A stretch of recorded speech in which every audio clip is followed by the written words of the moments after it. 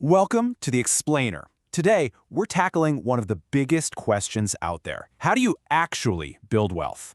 We're going to break down three totally different and honestly conflicting philosophies. In a world that's just full of hype on one side and fear on the other, what's the right way to do it? Should you go all in and take massive risks, or is it better to play the long game, slow and steady? Or maybe you should just stay out of it completely. We're going to explore three really powerful ideas to help you figure that out. So first up, we've got the path of bold action. This one's embodied by a guy named Per Wimmer, a financier and, get this, an adventurer. For him, wealth isn't about spreadsheets. It's about big adventures and just getting things done. Then, we've got a completely different take. This is the path of discipline strategy. The slow and steady wins the race idea. The core belief here is that real wealth is built on consistency, not by chasing some get-rich-quick fantasy. And for our final path, we have deep skepticism. This comes from analyst Bert Dohmen, who basically says the whole system, Wall Street, is a casino. He warns the game is rigged, and the only way to win is to be extremely careful. So yeah, three experts, three totally different worldviews. All right, let's really dig into our first path, the adventurer's mindset, and our key study here is Per Wimmer. And just to give you a sense of who we're talking about, this is a man who has literally skydived over Mount Everest and is training to go to space. So yeah, adventure is not an exaggeration. So Wimmer's whole philosophy is built on this really fascinating split. On one hand, he's all about creating massive, life-changing wealth by going big, through entrepreneurship and bold new ventures. But, and this is key, once he's made that money, he completely shifts gears and becomes super conservative about protecting it. You can see it in what he calls his adventurer's code. It's pretty straightforward. Step 1, you have to follow your passion. That's what gives you the fuel. Step 2, you execute relentlessly. Ideas are great, but action is what matters. 3, you have to assess the risk versus the reward. It's about being bold, not stupid. And finally, you give back. And this is where you really see the paradox in his thinking.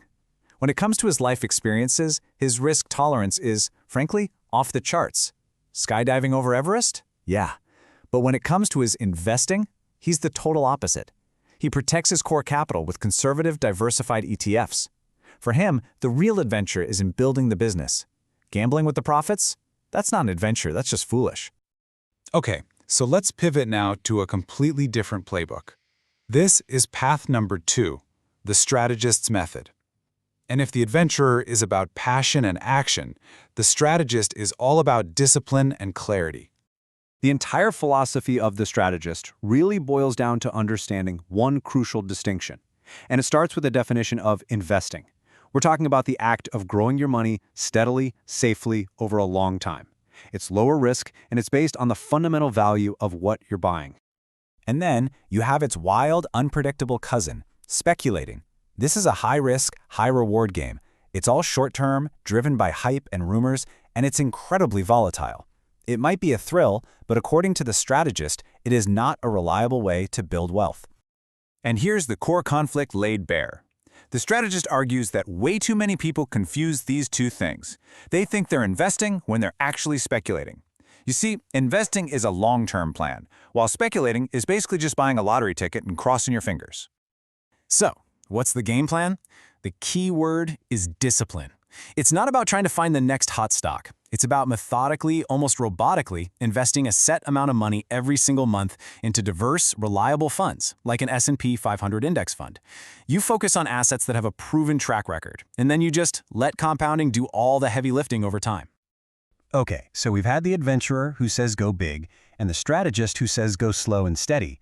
But our third and final path basically says, you're both playing a dangerous game. This is path 3, the skeptic's warning.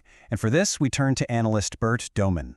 Dohmen's starting point is, well, it's pretty stark. He says the game we think we're playing doesn't exist anymore. It's fundamentally changed. Why? Because of things like high-frequency trading.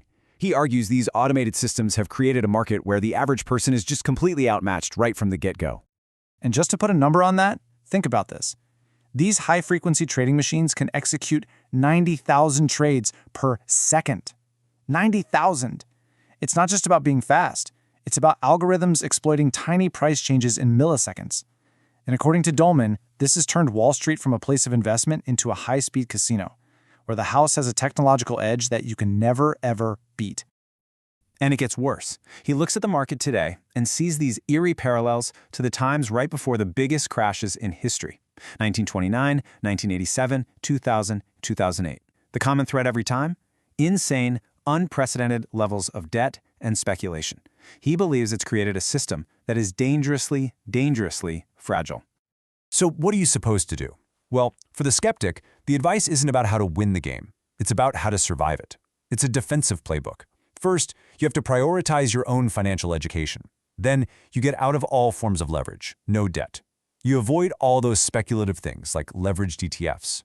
And finally, you retreat to real assets, things with a proven multi-thousand-year history of value. For him, that means things like gold and silver. Okay, let's take a breath. Where does all this leave us? We've got the adventurer, the bold entrepreneur. We've got the strategist, the disciplined investor. And we've got the skeptic, the cautious survivalist. 3 completely different blueprints for your financial life. So, which one is right? Well, the most important thing to understand is that there's no single correct path. The goal here isn't to pick a winner. In fact, for most of us, the best strategy is probably some kind of blend of all 3. It really comes down to you, your goals, your timeline, and maybe most importantly, your own personal tolerance for risk. How much uncertainty can you stomach? And this table just lays it all out so perfectly. Look at their core beliefs, but even more telling, look at their biggest fears. The adventurer's biggest fear is a life not lived to its fullest, regret. The strategist's biggest fear is missing out on the power of compounding. And the skeptic? Their biggest fear is losing everything in a market crash.